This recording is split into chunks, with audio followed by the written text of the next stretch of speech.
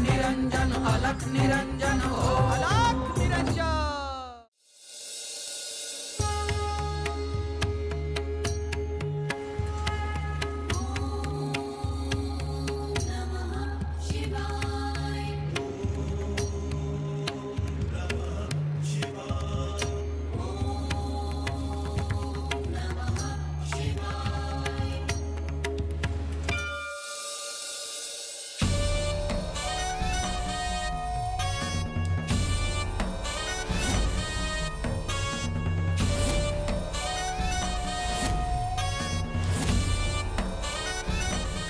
काय रे जमले का रे समजे? होय आलेत। एवढा उशीर का लागला आज? ठावा नाही आज देवी आईची पूजा आहे ते थोडा उशीर झाला पण आले ना समदे। अरे मग बघत का उभा राहिलाय? हात जोडा देवी आईला का ते बी सांगावं लागतंय?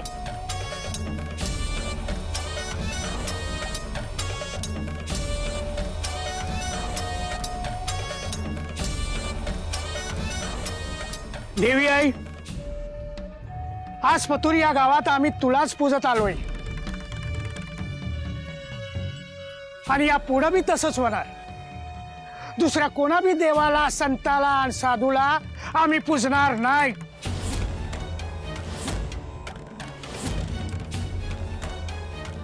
त्या कुणाला बी या गावात जागा नाही।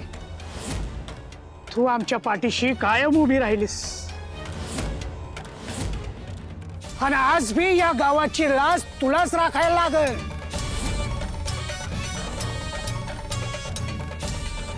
बोला देवी आईच्या नावानं देवी आईचा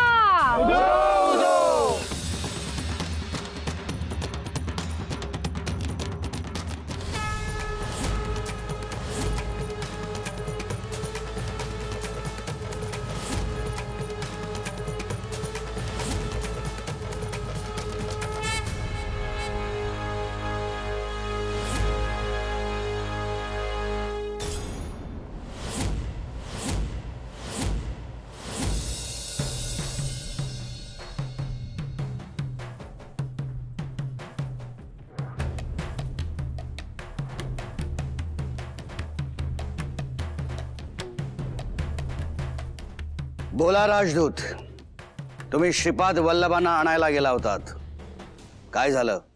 क्षमा असावी महाराज, पण त्यांना इथे आणण्यात मला यश आले नाही। म्हणजे आम्ही तर त्यांच्या निमंत्रणाचं राजपत्र तुमच्याकडे दिलं होतं। हो, पण ते आले नाहीत। लोक त्यांची एवढी भक्ती कशी काय करतात हेच मला समजत नाही। तिथे नेमकं काय घडलं हे राजांना स्पष्ट सांगा राजदूत। श्रीपाद वल्लभांमध्ये फार अहंकार आहे। त्यांनी महाराजांचं निमंत्रण हुडकावून लावलं। म्हणजे हे काय सांगताय काय आपण? त्यांचं म्हणणं असं आहे की महाराजांना दर्शन घ्यायचं असेल तर त्यांनी स्वतः तिथे यावे।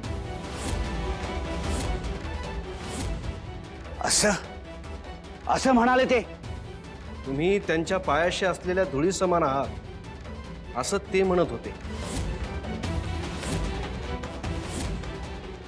हे बोलण्याचं त्यांचं धाडस झालंच कसं? मी श्रीपाद बद्दल तुम्हाला आधीच सांगितलं होतं महाराज। मी तर कायम हेच म्हणत आलोय की तो दत्त अवतार नाहीच।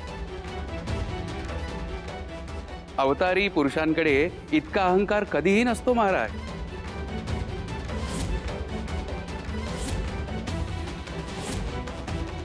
आता आपली काय आज्ञा आहे महाराज? मी तर म्हणतो महाराज, त्या श्रीपादला बंदी बनवून इथे आणावं, त्याशिवाय त्याला राजसत्तेचं महत्त्व कळणार नाही महाराज।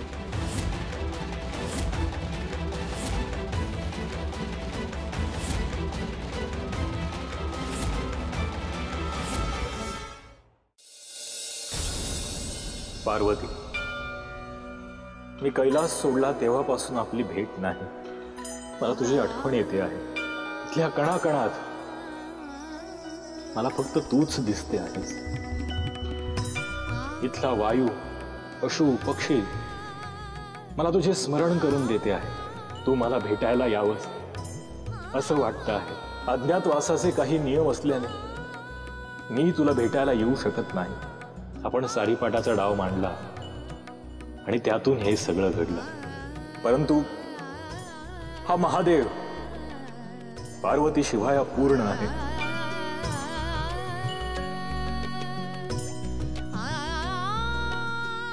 स्वामी, मी हा वेश धारण करून केवळ आपल्यालाच भेटायला आले आहे. तुम्ही मला ओळखलं नसेल, परंतु मी तुम्हाला पाहते आहे. तुमच्या ध्यानात काय येत नाहीये की मीच तुमची पार्वती आहे? कदाचित तुम्हाला हे कळलंही असेल, त्यामुळे तुम्ही मला भेटायला आला होतात. पण मी तुमची परीक्षा पाहते आहे. मी सोबत नसताना तुम्ही दुसऱ्या कोणा स्त्रीचा विचार करावा हे मला अपेक्षित नाही. माझ्या मनाची चलबिचल का होते आहे? त्या स्त्रीचं आणि माझं काय नातं आहे? असा कोणता धागा आहे ज्यामुळे नकळत मी तिच्याकडे ओढला जातो आहे?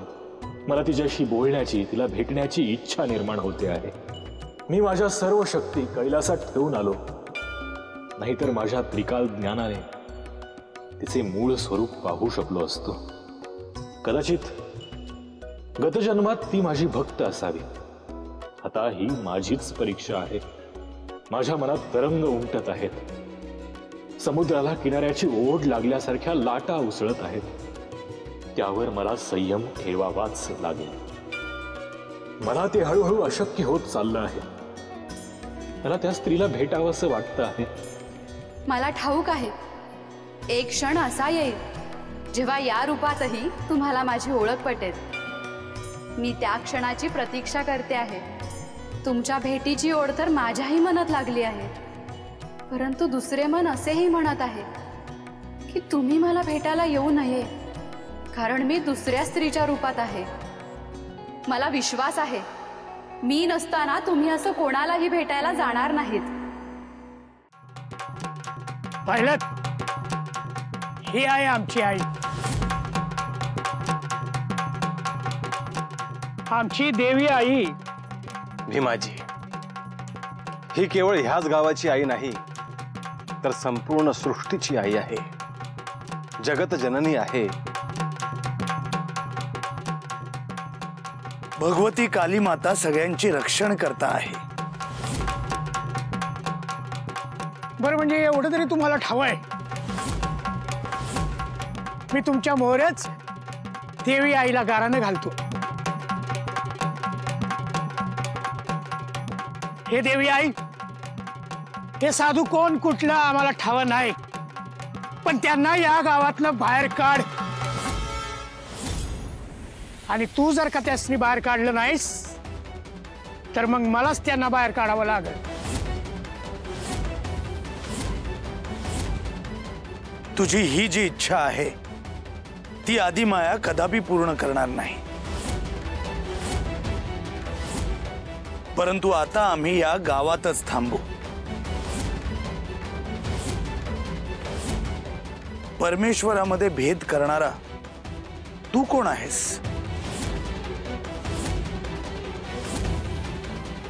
मुळात हा देव आमचा, तो देव दुसऱ्याचा असं काही नसतं भिकाजी. परमशक्तीचं मूळ रूप ओळखता यायला हवं. विविध रूपामध्ये संपूर्ण ब्रह्मांड चालवणारी ती एकच परमशक्ती असते. साधू बुवा, मला तुमचं काही बी ऐकून घ्यायचं नाही. आमच्या गावात येऊन लोकांच्या मनात काय बी भरू नका. आमचा देव एकच आहे आणि ती म्हणजे आमची देवी आई. आम्ही जे सांगतो आहोत ते असं तुमच्या ध्यानात येणार नाही. देवी आईच तुला दृष्टांत दे, संकेत दे, तेव्हाच तुला समजेल. ते बाकीचं जाऊ द्या, पण तुम्ही या गावातनं कधी जाणार ते सांगा.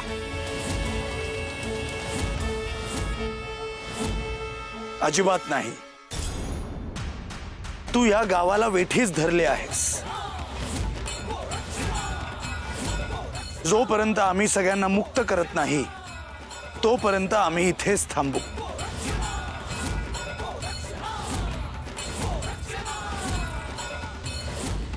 कोण म्हणतंय मी या गावाला वेठीच धरलाय म्हणून? अरे असं कोणाला वाटत असेल तो मोरे या.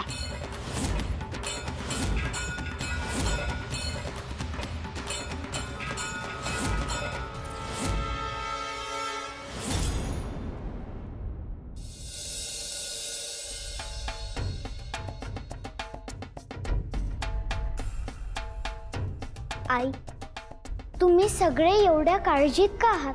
श्रीपाद, अरे ते या प्रांताचे राजेत राजे, त्यांनी आपल्याला बोलवलं आणि आपण नकार दिला. याचे परिणाम काय होतील? आई, मी इथे असताना तू परिणामांची काळजी का करतेस? श्रीपाद, तू म्हणतोयस ते बरोबर आहे. वेळ प्रसंगी आपण एखाद्या माणसासोबत संघर्ष करू शकतो. अरे बाळा, पण संपूर्ण प्रांतावर सत्ता आहे त्यांची. तुमचं असं म्हणणं आहे का मी तात्काळ जायला हवं होतं? तसं नाही श्रीपाद. आपण नकार दिलेला महाराजांना आवडणार नाही. त्यांना कदाचित तो त्यांचा अपमान वाटेल. हो रे श्रीपाद, उगाच त्यांना राग यायला नको आणि यातून काही विपरीत घडायला नको रे. काही विपरीत घडणार नाही. तुम्ही काळजी करू नका.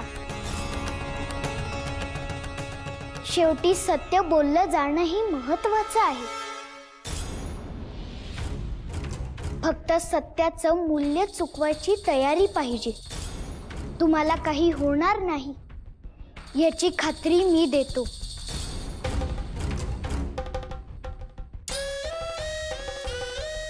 आई, आजी, आपल्याकडे कोण आलं होतं का? नक्की काय झालं?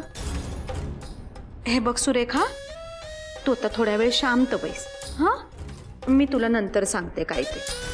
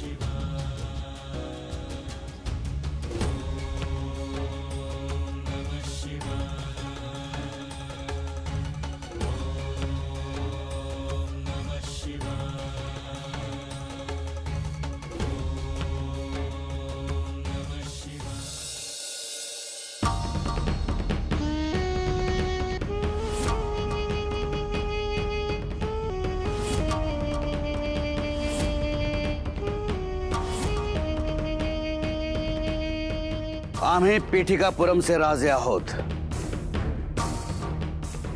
आमच्या निमंत्रणाला नकार देऊन श्रीपादनं आमचा अपमान केलाय आणि आम्ही तो सहन करणार नाही.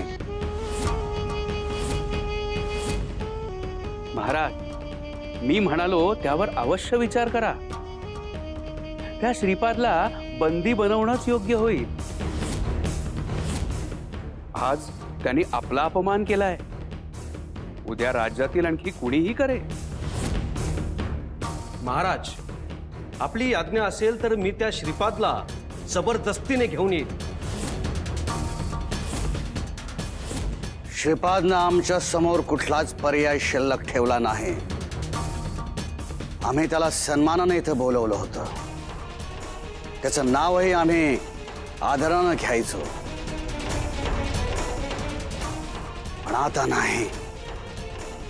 त्याला त्याच्या उर्मटपणाची शिक्षाही व्हायलाच हवी. अगदी योग्य विचार आहे महाराज. अशाने त्याचा स्वतःला दत्त अवतार म्हणून घेणं सुद्धा बंद होईल.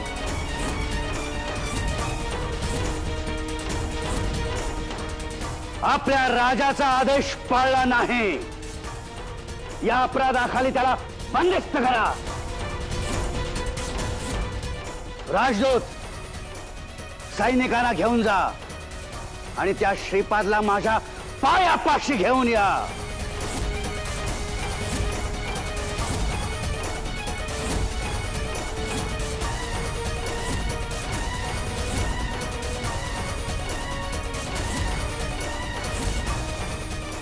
महाराज काय होतंय आपल्याला?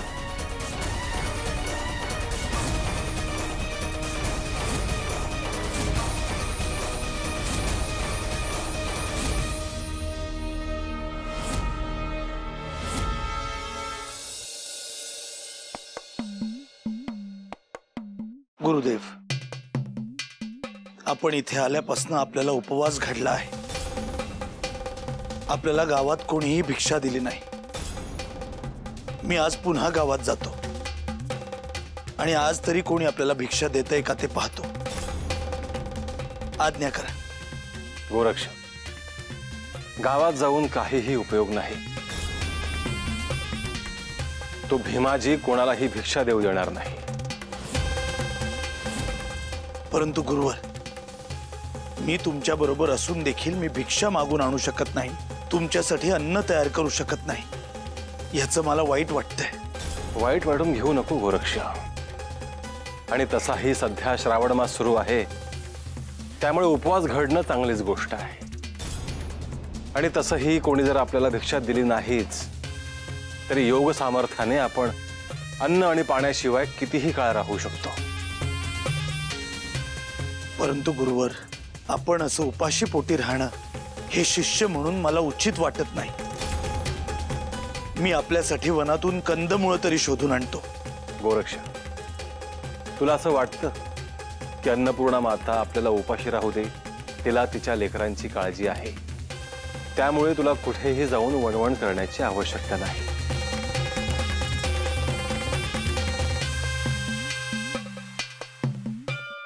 हे अन्नपूर्णा माते, माझा शिष्य गोरक्ष ह्याला उपवास घडतो आहे आणि या भागामध्ये कुणीही भिक्षा द्यायला सुद्धा तयार नाही.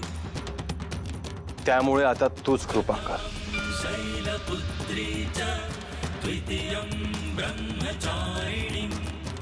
ओम नमो भगवती श्री महालक्ष्मी अन्नपूर्णाय नमः.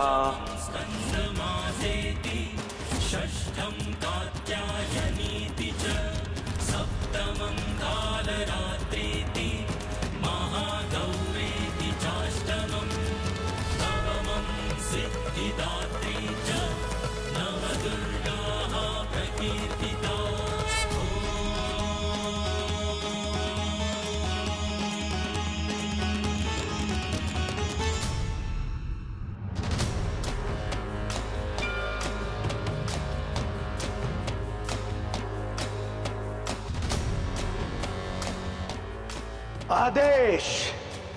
अलख, निरंजन.